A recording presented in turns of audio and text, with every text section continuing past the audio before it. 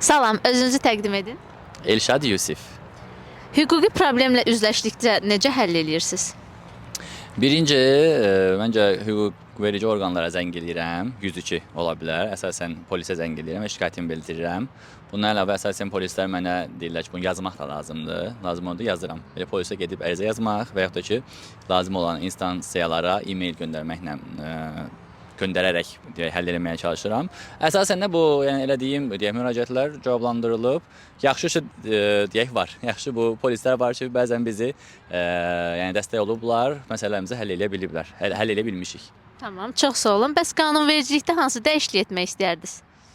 Mən indi ən çox xoşuma gəlməyən deyək situasiya Azərbaycanda odur ki, maşınlarda çox böyük səs verərək şəhərin mərkəzində sürürlər maşınlarını. Çox təəssüf ilə mənə gəlir bununla bağlı qanunvericilik yoxdur.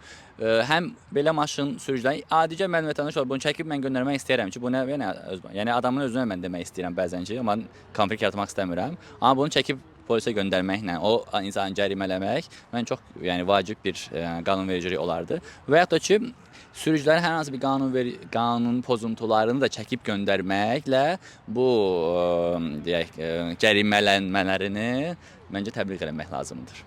Tamam, çox sağ olun. Siz də sağ olun.